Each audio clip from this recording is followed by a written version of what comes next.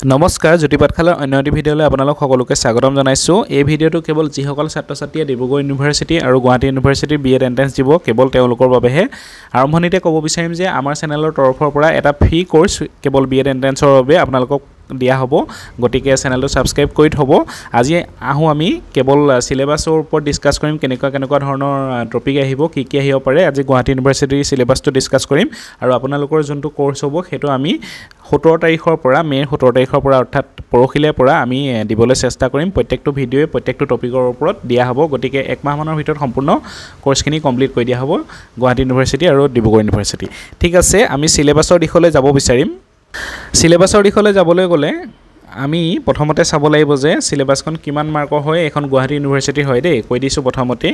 মই কৈ দিছোঁ যে গুৱাহাটী ইউনিভাৰ্চিটিৰ স্ক্ৰীনত দেখিয়ে আছে আপোনালোকে চিলেবাছখন কি হয় যে আপোনালোকৰ চিলেবাছখন নহয়, যোনটো এক্সাম হ'ব, এক্সামটো হ'ব যে টোটেল 400 মাৰ্কৰ হ'ব।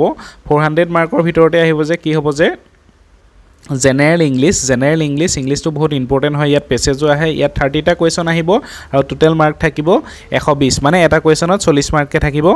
তাৰপিছত আহিব যে জেনেৰেল নলেজটো এটা বহুত ডাঙৰ বিষয়, গতিকে ইয়াত থাকিব 30 নম্বৰ, 30টা কুৱেশ্যন থাকিব 120 নম্বৰ। তাৰপিছত থাকিব যে taste of reasoning and numerical ability, ইয়াত থাকিব 30 নম্বৰ, এইটো ইম্পৰ্টেণ্ট হয়। ইয়াত 120 নম্বৰ থাকিব, 30টা প্ৰশ্ন থাকিব। আৰু তাৰপিছত আহিব যে কাৰেণ্ট ইণ্ডিয়ান এডুকেশ্যনৰ লগতে এইটো যিকোনো আৰু কাৰেণ্ট এফেয়াৰ আহি যায়। 100 মাৰ্কৰ আহে, 10 মাৰ্কছৰ আহে আৰু টোটেল মাৰ্কছ থাকিব 40, এটাত 4কৈ আহিব 40 মাৰ্ক। এইখিনি হয়তো বুজি পাইছে। ইয়াৰ উপৰিও কৈ দিব বিচাৰিছোঁ যে আৰু কি থাকিব পাৰে এইখিনি চাই লওক। There 4 different sections in the questions paper, সেইখিনি আগৰখিনি কথাই আচলতে আৰু এবাৰ গাই দিছোঁ। Guwahati B Ed entrance exam contain 400 mark in total 400 mark থাকিব। কুৱেশ্যন থাকিব 100টা আৰু প্ৰত্যেকটো কুৱেশ্যনত নাম্বাৰ থাকিব 4কৈ, অৰ্থাৎ 400 মাৰ্কৰ হ'ব। whereas 1 marks will be deducted for the one incorrect. ঠিক আছে, ইয়াত কৈছে যে 1 নম্বৰ এটা কাটি দিয়া হ'ব যে যদি আপোনালোকৰ নিগেটিভ মাৰ্ক থাকে, মানে চাবলৈ গ'লে 0.25কৈ থাকিব নিগেটিভ মাৰ্ক, মানে যিহেতু 4কৈ থাকিব গতিকে এটা প্ৰশ্নত 1কৈ মাইনাছ হ'ব। ঠিক আছে, টোটেল সময় হ'ব 2 ঘণ্টা আৰু পৰীক্ষাটো হ'ব অফলাইন। এইখিনিয়ে জানিবলগীয়া কথা আছিলে, পৰীক্ষাটো হ'ব অফলাইন। গতিকে কেতিয়া হ'ব বুলি ক'লে এতিয়ালৈকে ডেট দিয়া নাই, তথাপিতো চাগে জুলাইৰ প্ৰথম সপ্তাহত নহ'লেও দ্বিতীয় সপ্তাহত তেনেকুৱাতে হৈ যাব, অতি সোনকালে হ'ব।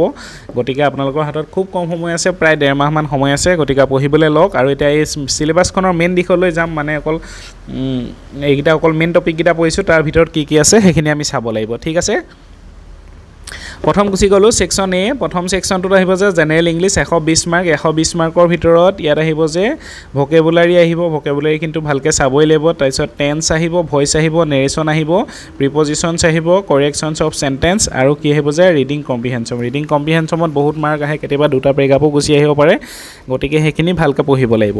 ঠিক আছে, গ্ৰামাৰ এইখিনি চালেই হ'ব, এইখিনি আমাৰ ক্লাছত প্ৰত্যেকটো ষ্টেপ বাই ষ্টেপ কৰোৱা হ'ব। তাৰপিছত আহিব যে জেনেৰেল এৱাৰনেছ, ইয়াতো আহিব যে আপোনাৰ 120 মাৰ্কছ, 30টা কুৱেশ্যন। ইয়াত চাওক Indian history, Indian polity, general science and current affair. ইয়াত কাৰেণ্ট এফেয়াৰখিনি সোমাই যাব, কিন্তু ইয়াত কেইটামান বস্তু দিয়া নাই, তথাপিতো 1-2টা বস্তু আহে, খুব কম আহে। ইয়াত চাওক আছাম হিষ্ট্ৰী পঢ়ি লাভ নাই, ইণ্ডিয়ান হিষ্ট্ৰী ডাইৰেক্ট দিয়া আছে, গতিকে আছামৰ 1-2টা যিকোনো কুৱেশ্যন আহি যায়, কিন্তু আছাম হিষ্ট্ৰী বা আছামক সিমান মানে বিশেষ গুৰুত্ব দিয়া হোৱা নাই। এইখিনি মন কৰিবলগীয়া কথা, দেখিছে। তাৰপিছত যদি থাৰ্ডটো চাবলৈ যায়, এইটো অকণমান দীঘলীয়া হয়, reasoning test and numerical ability. ইয়াত আহিব এজ প্ৰব্লেম, চবৰে এটা চাবই লাগিব, আমাৰ ইয়াত এটা ভিডিঅ' আহি যাব। Age problem, coding decoding, number series, analogy, test and direction change. তাৰপিছত আহিব blood relations, time and work, ratio' and proportions, mensurations, problems of LCM and HCL, সেইকেইটাতো ইম্পৰ্টেণ্ট হয়। Percentage, average, volume, profit and loss, extra. ইয়াত দেখিছে যে মেথছৰ বিশেষ নাই, actually reasoning বেছি থাকে, এই কেইটামান আছে আৰু এভাৰেজ সেইকেইটা বাদ দিলে কিন্তু বাকীখিনি ৰিজনিঙে বেছি অহা দেখিবলৈ পোৱা যায়। গতিকে মেথছখিনি পাৰি যায়, অলপ প্ৰেক্টিছ কৰিলে এইখিনি ভালকৈ চাব লাগিব।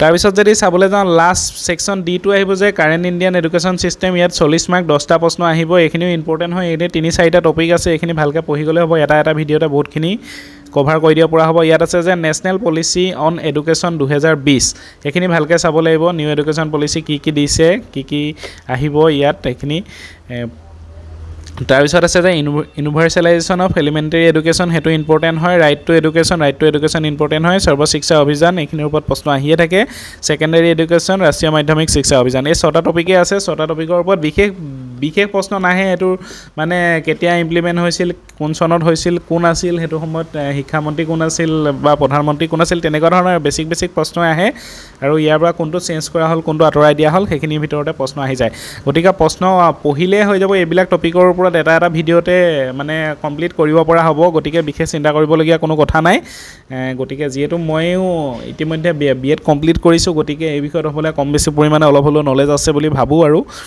গতিকে আপোনালোকৰ সুবিধা হ'ব ইয়াৰ পিছত ডিব্ৰুগড় ইউনিভাৰ্চিটি সিলেবাছটো লৈ আহিম ডিব্ৰুগড় ইউনিভাৰ্চিটি সিলেবাছটো প্ৰায় একেই কিন্তু মাৰ্কটো কম আহি যায় ডিব্ৰুগড় ইউনিভাৰ্চিটিত যিহেতু 70 মাৰ্কৰ হয় তাৰ সিলেবাছটো লৈ আহিম আৰু পৰৱৰ্তী সময়ত আমি 17 তাৰিখৰ পিছবেলাৰ পৰা প্ৰত্যেকটো টপিকৰ ওপৰতে ভিডিঅ' দিবলৈ চেষ্টা কৰিম আৰু এক মাহমানৰ ভিতৰতে কমপ্লিট কৰি আপোনালোকক মক টেষ্ট দিবলৈ চেষ্টা কৰিম গতিকে ভাল পালে চেনেলটো ছাবস্ক্ৰাইব কৰি থ'ব ঠিক আছে আজি ভিডিঅ'টো ইমানটা সামৰণি মাৰিছোঁ ধন্যবাদ জয় আই অসম